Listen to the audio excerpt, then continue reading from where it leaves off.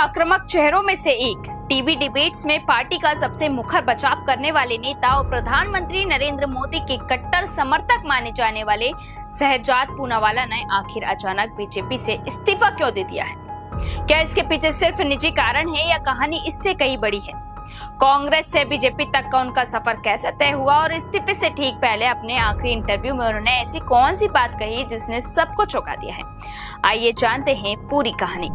BJP के राष्ट्रीय प्रवक्ता शहजाद पूनावाला ने पार्टी नेतृत्व को अपना इस्तीफा सौंप दिया है। हालांकि अब तक पार्टी या शहजाद पूनावाला की ओर से कोई विस्तृत आधिकारिक बयान सामने नहीं आया है और शुरुआती जानकारी के मुताबिक उन्होंने इस्तीफे की वजह निजी कारण बताई है, लेकिन उनके अचानक लिए गए इस फैसले ने कई सवाल खड़े कर दिए हैं। और दिलचस्प बात यह है कि इस्तीफे की खबर सामने आने से ठीक एक दिन पहले शहजाद पूनावाला ने अपना एक पुराना इंटरव्यू सोशल मीडिया पर दोबारा साझा किया था। इस इंटरव्यू में उन्होंने कहा था कि वे करीब 18 से 19 सालों से सक्रिय राजनीति में हैं और अब उन्हें महसूस होने लगा है कि शायद सार्वजनिक राजनीतिक जीवन से आगे बढ़ने का समय आ गया है।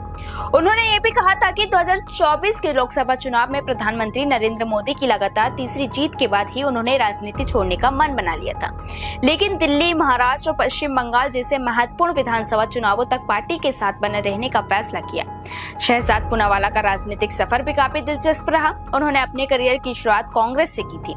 साल 2008 में वे कांग्रेस से जुड़े और NSUI, महाराष्ट्र कांग्रेस और ऑल इंडिया कांग्रेस कमेटी की मीडिया रिसर्च टीम में कई जिम्मेदारियां निभाई। लेकिन 2017 में कांग्रेस अध्यक्ष पद के चुनाव को लेकर उन्होंने खुलकर सवाल उठा दिए और उन्होंने आरोप लगाया कि पार्टी में आंतरिक लोकतंत्र नहीं है और राहुल गांधी को अध्यक्ष बनाने की प्रक्रिया निष्पक्ष नहीं थी। इसी बयान के बाद कांग्रेस से उनके रिश्ते बिगड़ गए और आखिरकार उन्होंने पार्टी छोड़ दी। इसी दौरान प्रधानमंत्री नरेंद्र मोदी ने गुजरात चुनाव प्रचार के दौरान शहजाद पूनावाला का नाम लेते हुए कांग्रेस में आंतरिक लोकतंत्र पर सवाल उठाए और उनके सवालों की सार्वजनिक तौर पर सराहना की। इसके कुछ समय बाद शहजाद भारतीय जनता पार्टी में शामिल हो गए और जल्द ही उन्हें राष्ट्रीय प्रवक्ता की जिम्मेदारी मिल गई और देखते ही देखते वे बीजेपी के सबसे चर्चित टीवी डिबेट चेहरे में शामिल हो गए। सरकार का पक्ष मजबूती से रखने और विपक्ष पर तीखे हमलों के कारण उनकी अलग पहचान बनी। अगर उनकी शिक्षा और निजी जीवन की बात करें तो शहजाद पूनावाला का जन्म 17 अक्टूबर 1987 को महाराष्ट्र के पुणे में हुआ। वे पेशे से वकील हैं और सामाजिक मुद्दों पर भी सक्रिय रहे। राजनीति में आने से पहले उन्होंने नागरिक अधिकारों और आवास में भेदभाव जैसे मामलों को लेकर कानूनी लड़ाई भी लड़ी थी। उनके बड़े भाई तहसीन पूनावाला भी राष्ट्रीय राजनीति का जाना पहचाना चेहरा है।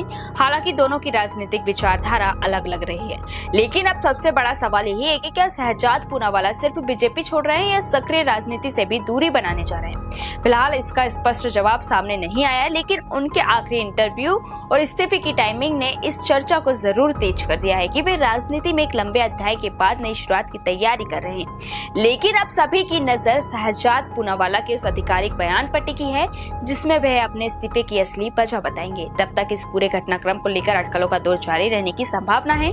आपको क्या लगता है, शहजाद पूनावाला का यह फैसला सिर्फ निजी कारणों से जुड़ा है या इसके पीछे कोई बड़ा राजनीतिक कारण भी हो सकता है? अपनी राय हमें कमेंट बॉक्स में जरूर बताइए।